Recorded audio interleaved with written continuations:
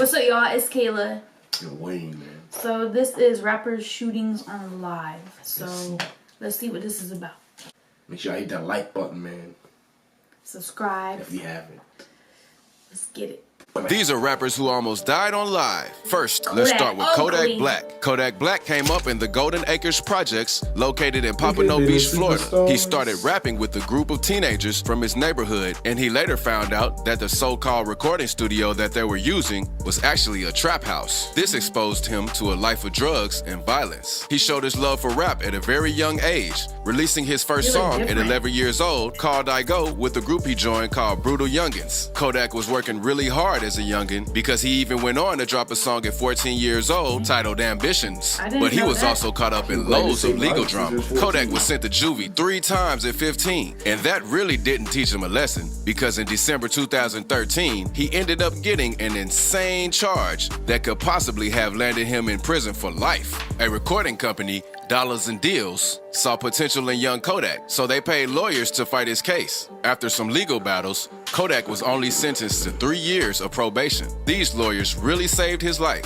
When he was released, the label signed him and he went on to release his first mixtape, Project Baby. His hit No Flockin' was the first single to take off, even catching Drake's attention. The rapper went on to become one of the top rappers in the game, but even that didn't keep him away from the streets. Kodak has been in and out of trouble, going back to prison, getting into fights, and even shooting at people. But this one moment on live where he almost died in a shootout stood out the most. On February 12th of this year, Kodak was leaving Justin Bieber's after party in LA with Gunna when a fight broke out. You can see Kodak instantly run and jump into the fight, stomping on whoever was on the ground. He got a good 4 kicks in before a masked man was seen in the background pulling out a gun and shooting in the rapper's direction. It's unknown if Kodak was the target because he only got hit in the leg and none of his wounds were critical. He later went live to address the situation, saying how if he was on the other side of the gun, the situation would have gone a completely different way, but he was just in LA trying to chill after the Super Bowl and not start any drama. If we was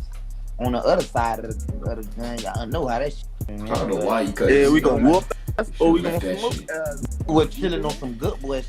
We were chilling on good boys beats and by tripping up the LA Super Bowl vibing like that. We pack light with little people, bro. I guess my mom was right when she used to tell me trouble will always come and find you. But if you thought that was crazy, this next rapper was enjoying a normal conversation with his friend on IG when he got caught lacking by the ops. Indian Red Boy is a rapper from California, best known for beefing with the Rolling 60s. After Nipsey Hussle Disrespecting Nipsey Hussle shit and got his ass popped. Oh, didn't you show me the video? That was crazy. Oh my God. passed and his partner Capone defaced Nipsey's mural in LA. Nipsey Hussle is a well-respected Rolling 60s Crip from LA that recently passed in a shooting. The Rolling 60s Crips are known to have beef with IFG or IFGB, more locally known as the Inglewood Family Gang Bloods. It was rumored that a bunch of Crips allegedly went to an IFG member's memorial and kicked over all of the flowers and candles. Capone, one of the IFG members, responded by defacing Nipsey's mural and tagging his name, letting everyone know it was him. The Rolling 60s didn't take this too well. A 60s member went live saying that if the Bloods don't punish Capone for doing what he did, then the Rolling 60s would take it into their own hands. And you gonna come over here and put this baby Capone shit? All right, I bet you gonna change your name today. I bet you that. Y'all need to beat that up right now before the homies mount up and come do some dumb shit to y'all. This is when Indian Red Boy got himself into the situation. He defended Capone's actions and went on to continue to diss the 60s. On July 8th, 2021, Red Boy was shot and killed while on Instagram Live with his homie Capone. Red Boy was chilling in his car on live talking to Capone, and out of nowhere you hear some gunshots ringing in the background. Red Boy is then seen gasping for air while trying to pronounce the word Hawthorne after Capone repeatedly asked where he is. To a lot of people, it may seem that he was killed in revenge for Nipsey, but that might not even be the case. According to someone close to the situation, he was actually shot over a girl and switching up on his gang. On July 13th, 2021, an unidentified man went. Why is it always over a bitch? Just like Tupac said, every time niggas die, there's a bitch in the mix. It's the truth, live though. to explain the situation further, saying that Red Boy and his homeboy were messing with the same girl, and Red was talking real greasy about his friend, basically pillow talk. When the friend found out, the two got into a fight in front of all of the homies, and Red Boy got beat up. Whole shit. Really badly. It's crazy how good friends can fall out over a woman. He continued to say that Red Boy was mad that his homies didn't intervene, so he went to Inglewood where he got jumped into another gang and started repping Inglewood. Whatever situation played out, Red Boy should have been ready regardless. But this next situation might be the worst. This Florida rapper got shot while driving with his kids. Wavy Navy Pooh is a Miami rapper signed to QC and has appeared on multiple projects with Lil Yachty, Migos, and even Lil Baby. Wavy came up in Liberty City, a neighborhood in Miami where he was surrounded by violence and criminal activity. Wavy says it feels like every week someone he knows got killed. He jumped into the streets around 17 years old when no school offered him a scholarship but one in North Dakota. This demotivated him and he felt like the streets was his only way out. In April 2020, he dropped his single, Murder is a Major Issue, or Miami, which took off and secured his spot in the rap game. But Wavy was still living the street life. In May 2020, Wavy was chilling with some homies when some of his ops pulled up and shot at the group of guys. Wavy was hit in the leg, but he survived and ended up firing back in self-defense. The police used this situation to link Wavy to a bunch of shootings in the Miami-Dade area in the previous year. Wavy was well known for being out there in the Miami streets. It was until January 14th of this year, Wavy would experience a situation that would change his life forever. Wavy was riding around in Miami in his black Toyota Camry with a woman and 2 children. The 4 came to a stop at a red light when a gray Lexus full of men pulled up next to them and let off 80 shots into the car, killing Wavy. The woman and the 2 children came out uninjured, but very traumatized by what they just witnessed. You can even hear the gunshots. Wow. He killed him. Got lucky. And missed Baby, the chick with 80 shots. Yeah, 80 shots. That's what he's. God dang. Real lucky. Deep personal. I would have been so freaking scared. Like, the fuck is going on? I know Wavy Pooh, we don't expect Wavy Pooh, but I could just imagine the satisfaction. Putting 80 shots. What you mean?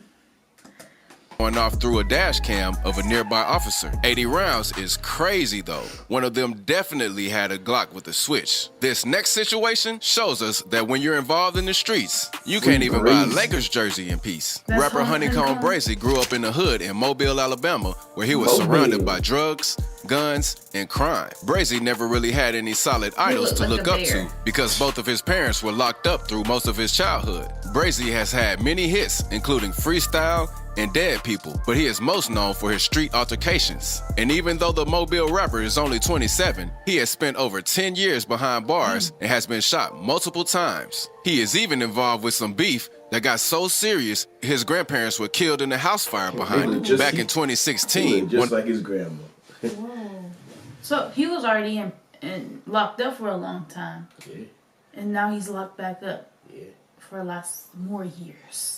It got so serious, his grandparents were killed in a house fire behind it. Back in 2016, one of Brazy's childhood friends named Stank walked in on him and his girlfriend home alone. Brazy claimed he was only there to sell her some za, but Stank wasn't hearing that. The two got into a heated argument and Stank ended up dying. Like I said earlier, y'all gotta watch out when y'all dealing with these women. One misunderstanding can lead to a loss of life. Brazy then went on, heated argument, and Stank ended up named Stank. Walked in on him and his girlfriend home alone.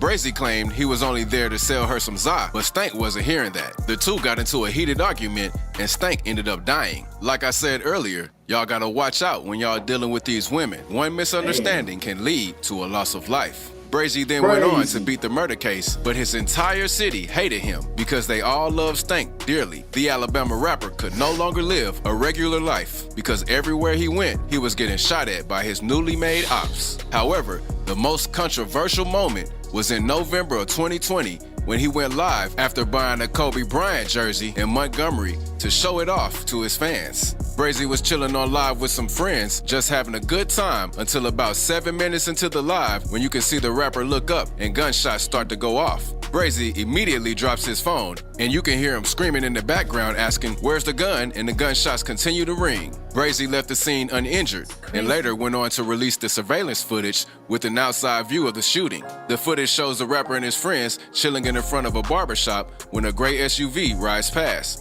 A few seconds after it passes, the group of guys are seen ducking behind the car and pulling out their guns, shooting towards the direction that the truck went in. You can even see the driver hop out the car and run towards the SUV's direction while shooting. Surprisingly, nobody was hit in this shootout, but this shows you that his crew was on point and ready for whatever, whenever. And if you like this video, make sure to check this one out too. But yeah, now he doing. 13 He got charged for 15 years. Did 2 years. Only had 13.5 left over. Put it on probation. Then he got probation violation recently, and now he got sent back, and he might have to do the next 13.5 years of his sentence. It's really bad. Cause that mean he ain't getting out till he damn 40. But there's no way around it, cause he's not supposed to have drugs, not supposed to be around gangs, not supposed to have guns. Ain't no way. If you're really out there and you're really living that life, ain't no way. You can't go nowhere without a gun. He done got shot multiple times. He got shot 8 times. 8 shit hit his body. Back of the head, back, everything. He lucky. Yeah. Then he got shot at 9 times after that. Ain't no way. How you gonna go up without a strap? You got to. It's either risk going to jail or dying. You can't come back from that. So this is obviously your last option. You gotta keep that strap, man. Fucking let them know what you think, man. Next time, hit the like button. Let's go.